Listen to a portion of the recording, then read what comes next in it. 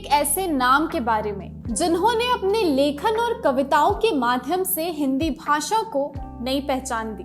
हम बात कर रहे हैं हरिवंश राय बच्चन के बारे में। नमस्कार, मैं प्रियंका सिंह और आप देख रहे हैं द एसबी प्रेस।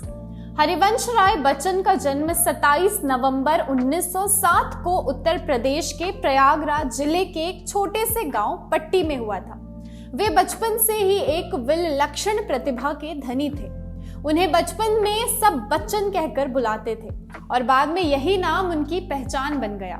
1930 के दशक में उन्होंने लिखना शुरू किया।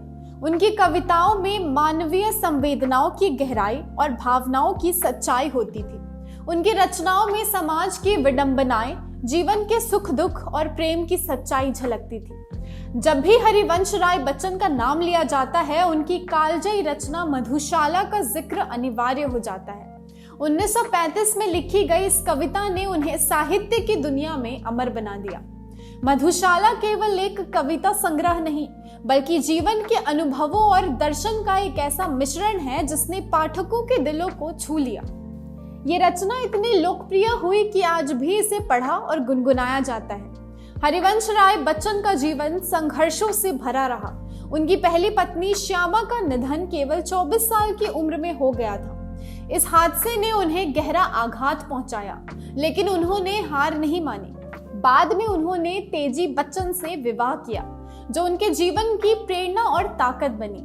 हरिवंश राय बच्चन का स्वास्थ्य उनके जीवन के आखिरी वर्षों में धीरे धीरे गिरता जा रहा था। उम्र के साथ कई बीमारियां उन्हें घेर चुकी थी।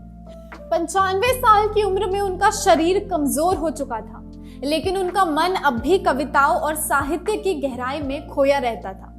उनके आखिरी दिनों में वे दिल्ली में अपने परिवार के साथ थे। उनकी देखभाल विशेष रूप से उनकी पत्नी तेजी बच्चन और उनके बेटे अमिताभ बच्चन कर रहे थे। 18 जनवरी 2003 की सुबह अपने साथ साहित्य जगत के लिए एक दुखद समाचार लाया। हरिवंश राय बच्चन ने अपने परिवार के साथ रहते हुए अंतिम सांस ली। ये दिन उनके परिवार और करोड़ों प्रशंसकों के लिए बेहद भावुक था। उनके निधन की खबर फैलते ही साहित्य जगत और फिल्म जगत में शोक की लहर दौड़ गई। तत्कालीन प्रधानमंत्री अटल बिहारी वाजपेयी ने भी उन्हें श्रद्धांजलि देते हुए कहा कि हरिवंश राय बच्चन ने हिंदी साहित्य को अमर रचनाएं दी और उनके निधन से एक युग का अंत हो गया। हरिवंश राय बच्चन ने अपने जीवन काल में जो साहित्यिक धरोहर छोड़ी है, वो आज भी हमें प्रेरणा देती है। उनकी कविताएं केवल मनोरंजन नहीं करती, बल्कि जीवन को समझने का एक नया दृष्टिकोण देती है। उनकी रचनाएं प्रेम, संघर्ष, आशा और जीवन के दर्शन से भरी हुई है। मधुशाला जैसी रचनाएं आज भी लोगों के दिलों में जिंदा है। उनके लेखन का प्रभाव न केवल हिंदी साहित्य पर, बल्कि भारतीय समाज और संस्कृति पर भी पड़ा। हरिवंश राय बच्चन ने अपने जीवन काल में हिंदी साहित्य को जो दिया, वो अमूल्य है।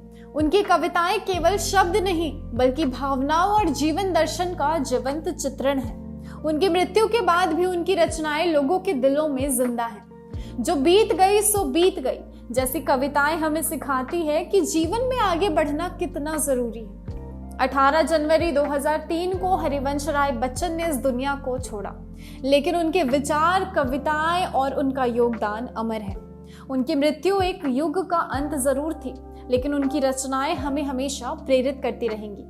अगर आपको ये वीडियो पसंद आई हो तो इसे लाइक करें, शेयर करें और इसी तरह के अपडेट्स के लिए हमारे चैनल द एसबी प्रेस को सब्सक्राइब करें। धन्यवाद।